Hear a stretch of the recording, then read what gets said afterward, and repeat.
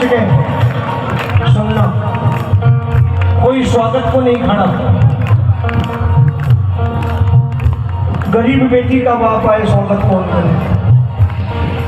एक तो बेटी का बाप, दूसरे से गरीब। अच्छा, कैसा समाज है? अगर इस समाज से पूछो दुनिया में सबसे बड़ा दान क्या है, तो बड़े शान से कहता है दुनिया में सबसे बड़ा दान कन्यादान। लेकिन अगर इससे पूछो कि अगर दुनिया में सबसे बड़ा दान कन्यादान है, तो उस दान को देने वाला छोटा कैसे? एक तो हम बेटी के दरवाजे पर खड़े होकर कन्यादान मांगते हैं, ऊपर से कहते हैं लगाओगे क्या? रिश्ता कितने में फाइनल किया जाए? इससे अच्छा भी बाजार में बेच देते बच्चा। एक तो हम बेटी के पिता से कन्यादान मांगते हैं, ऊपर से कहते हैं लगाओगे क्या?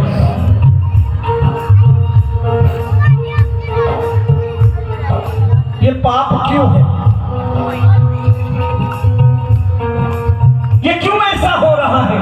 ये अज्ञानता क्यों है कि हम बेटी के दरवाजे पर खड़े होकर के अकड़ के बात करते हैं, बेटी का बाप झुक के बात करता है?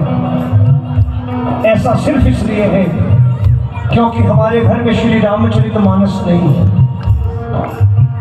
अगर हमारे घर में होती और हम श्री रामचरितमानस का बालकांड पढ़ते और वो रामचरितमानस रोज पढ़ी जाती, तो इस बात का भी ध्यान होता कि जब धनुष भंग हुआ जनकपुरी में, जनक जी ने राजा दशरथ को संदेशा भेजा, महाराज स्वयंवर की शर्तें पूरी हो गई हैं, बारात लेके आइए। राजा दशरथ जब प्रभु राम की बारात लेकर जनकपुर आए, जनक जी के महल में जब राजा दशरथ ने पहला पांव रखा है, सूर्यवंशी नरेश राजा दशरथ प्रभु राम के पिता ने जब अपना पांव रखा, तो जनक जी ने सिंहासन छोड़ करके दौड़ लगा दी स्वागत करने के लिए। और जब जनक जी करीब आए हैं, सुनना ध्यान से, जब जनक जी करीब आए हैं तो राजा दशरथ ने आगे बढ़ करके जनक जी के पैर छू लिए। ये हमारा सनातन धर्म है। और जब जनक जी के पांव छुए राजा दशरथ ने, तो जनक जी पीछे हट गए कि महाराज पाप चढ़ाते हो, हम बेटी वाले हैं, आप बेटे वाले। तो सूर्यवंशी नरेश महाराजा दशरथ ने कहा, नहीं महाराज, ना आप बेटी वाले हो ना हम बेटे वाले, आप दान देने वाले हो, हम दान लेने वाले हैं।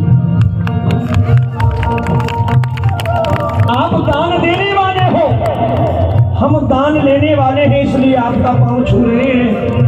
और भरे दरबार में राजा दशरथ ने अपनी झोली फैलाई जनक जी के आगे कि महाराज, बाकी बेटों को अगर योग्य समझो तो अपनी बाकी बेटियों का दान भी मेरी झोली में डालो।